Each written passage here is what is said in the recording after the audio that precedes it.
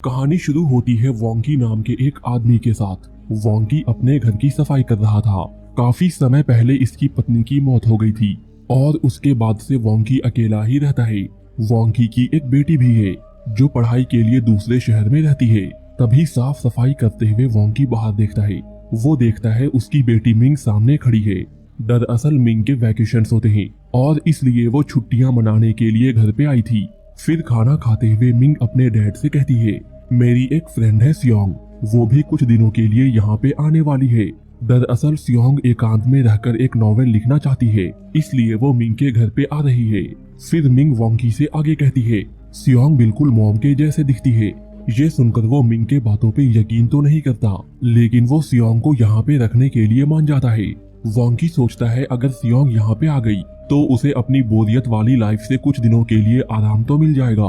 अगले दिन ही सियोंग यहाँ पे पहुँच जाती है। सियोंग को देखकर वोंकी शॉक्ड हो जाता है, क्योंकि सियोंग सच में उसकी बीवी के जैसे ही दिखती थी।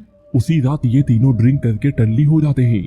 फिर मिंग जब वॉशरूम के लिए जाती है तो सियोंग वोंकी के करीब आने लगती है। वोंकी भी नशे में झूमते हुए सियोंग के मजे लूटने लगता है, लेकिन इससे पहले ये लोग कुछ गलत कर पाते मिंग यहाँ पे पहुँच जाती है। यहाँ आकर वो सियोंग को उसके रूम में ले जाती है, लेकिन यहाँ पे मिंग को शक हो जाता है ये लोग कुछ गलत करने वाले थे। इसके बाद हम सियोंग को देखते हैं। वो आधी रात में वोंकी के पास जाती है और उसे सेड्यूस करने लगती है। यहाँ पे वोंकी भी पीछे नहीं हटता और यहाँ पे दोनों एक दूसरे के साथ फिजिकल हो जाते हैं। लेकिन थोड़ी देर बाद वोंकी की नींद टूट जाती है। दरअसल वोंकी ये सब सपने में देख रहा था। दरअसल वोंकी सियोंग की ओर अट्रैक्ट हो चुका था, इसलिए उसे ऐसे गंदे गंदे सपने आ रहे थे। इसके बाद हम मिंग को देखते हैं। वो लैपटॉप में अपना नॉवेल लिख रही थी। तभी उसे नीचे से कुछ आवाजें सुनाई देती है। आवाज सुनकर वो नीचे आती है। यहाँ वो देखती है वोंकी अपने घर की सफाई कर रहा है। ये देखकर सियोंग वोंकी को रोक देती है और खुद ही घर की सफाई करने लग जाती है। यहाँ पे वोंकी सियोंग के बड़े बड़े टायर को देखता है। इससे पहले कि वोंकी कुछ गलत कर देता, वो अपने आप को कंट्रोल करके घर से बाहर निकल जाता है। बाहर आकर वो मिंग को देखता है। मिंग यहाँ पे एक लड़के से बातें कर रही थी। तभी सियोंग भी बाहर आ जाती है और बाहर आकर वो उस लड़के के गले लग जाती है।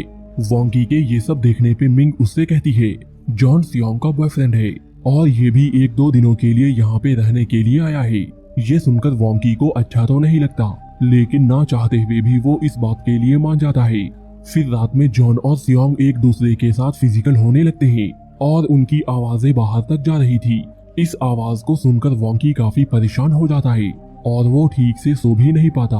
फिर वोंकी उठकर बियर पीने लगता है। फिर जॉन को सेटिस्फाई करने के बाद सियोंग भी आकर वोंकी के पास बैठ जाती है। थोड़ी देर बाद जॉन भी यहाँ पे पहुँच जाता है, लेकिन उसे ये शक हो जाता है सियोंग और वोंकी के बीच में कुछ तो लफड़ा है। जॉन के आने के बाद वोंकी सोने के लिए चला जाता है। वोंकी के जाते ही जॉन सियोंग से उन दोनों के बारे में पूछता है, लेकिन सियोंग जॉन को मना करते हुए उस पर ही चीट करने का आरोप लगा देती है। ये सुनकर जॉन गुस्सा हो जाता है और वो गुस्से में सियोंग को एक धक्का देता है। धक्के की वजह से सियोंग के पैर में चोट लग जाती है।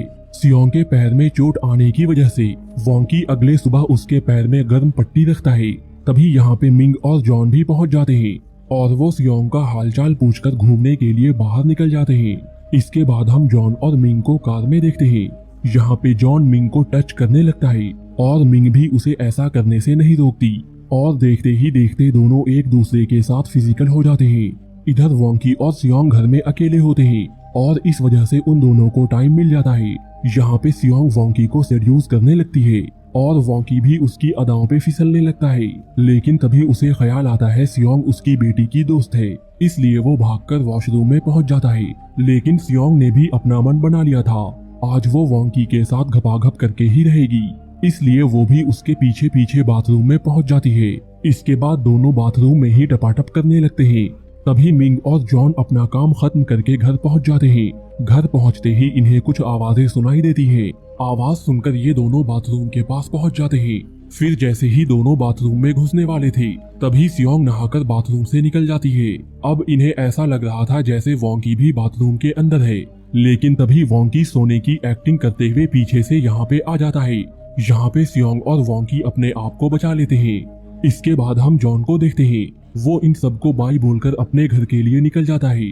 फिर हम इन तीनों को खाना खाते हुए देखते हैं। यहाँ पे सियोंग अपने पैरों से वोंकी को टच कर रही थी।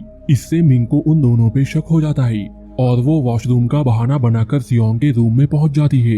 यहाँ आकर वो सियोंग के लैपटॉप को चेक करने लगती है। फिर जब वो उसके नॉवेल को देखती है तो उसे बहुत बड़ा झटका लगता है, क्योंकि सियोंग जो नॉवेल लिख रही थी वो एक लड़की के बारे में होती है कि कैसे वो लड़की अपने दोस्त के पिता के साथ इंटीमेट होती है। यानी सियोंग अपनी ही कहानी इस नॉवेल में लिख रही थी। इसके बाद मिंग जब नीचे आती है तो वो सियोंग और वोंकी को देखती है। यहाँ पे सियोंग वोंकी को मसाज दे रही थी। अब मिंग इन दोनों को रंगे हाथों पकड़ना चाहती थी, इसलिए वो एक प्लान बनाती है और रात होते ही वो घर से बाहर निकल जाती है। मिंग के जाने के बाद सियोंग और वोंकी इस मौके का फायदा उठाने लगते हैं, लेकिन मिंग कहीं नहीं जाती है। वो घर के बाहर से छुपकर इन दोनों को देख रही थी। फिर जब दोनों एक दूसरे के साथ घपाघप कर रहे थे तभी मिंग उन दोनों के सामने पहुंच जाती है। वोंकी मिंग को देखकर शॉक्ड हो जाता है, लेकिन सियोंग को इस बात से कोई फर्क नहीं पड़ता और वो मिंग के सामने ही वोंकी पे उछलने लगती है। दरअसल सियोंग ये सब जानबूझकर कर रही थी, क्योंकि सियोंग को इस बात का पता चल गया था कि मिंग और जॉन के बीच में अफेयर चल रहा है और वो मिंग से बदला लेने के लिए ही उसके घर पे आई थी। और फिर वो वोंकी को सेड्यूस करके उसके साथ फिजिकल होकर अपना बदला ले लेती है। सियोंग की इन बातों को सुनकर मिंग को बहुत गुस्सा आता है और वो सियोंग के साथ फाइट करने लगती है, लेकिन सियोंग मिंग पे हावी हो जाती है और वो उसका गला दबाकर उसे मारने का ट्राई करती है। ये देखकर वोंकी एक फ्लावर पॉट से सियोंग पे हमला करता है और इस हमले से यहीं पे सियोंग की मौत हो जाती है और ये मूवी यहीं पे खत्म हो जाती है।